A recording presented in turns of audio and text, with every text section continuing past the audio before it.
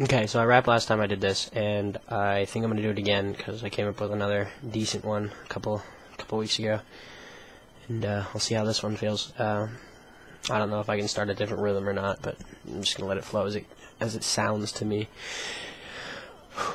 If you have no feel for diction, it's possible that you require a transcription. Listen up to this depiction of something much more than fiction. He's acquired a burden, many call it addiction, but to him it's only a source of friction, a distinction between reality and perception.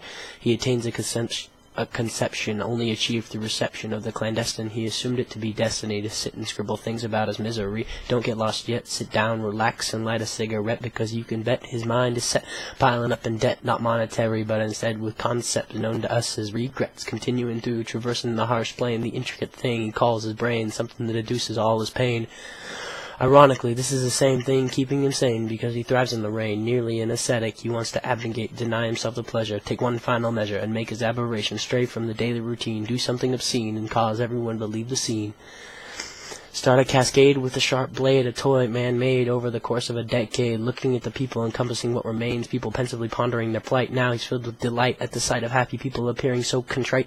He wants to attenuate them until they are lank, so they can comprehend how it feels to descend a rank.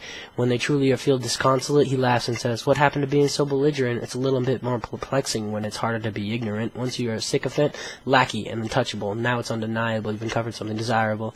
It's quite ambiguous how what we say and how we feel don't coincide. Maybe someday they'll make a stand and decide, or maybe just pace, ambivalent. Pathetic, how there is no action. Now what's left is a distraction, and no, truly pathetic, not the coined term today, but the true meaning left back in decay, rotting like an abscess back in the playground at recess. He can't add any more stress to the huge mess that showed these people how to look back in retrospect and reassess. Now that you comprehend how far you ventured beyond the bend, will you turn back to the start or make it through to the end? This isn't about being devout or forgetting why you pout, but instead releasing what's left of your doubt.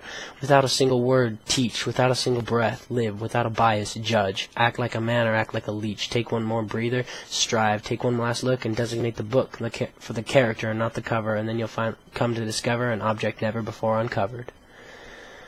And that's that. If you liked it, cool. Screwed up on a few parts, but I'm too lazy to make the video again, and I'll post the lyrics up eventually. Guys, have a nice day.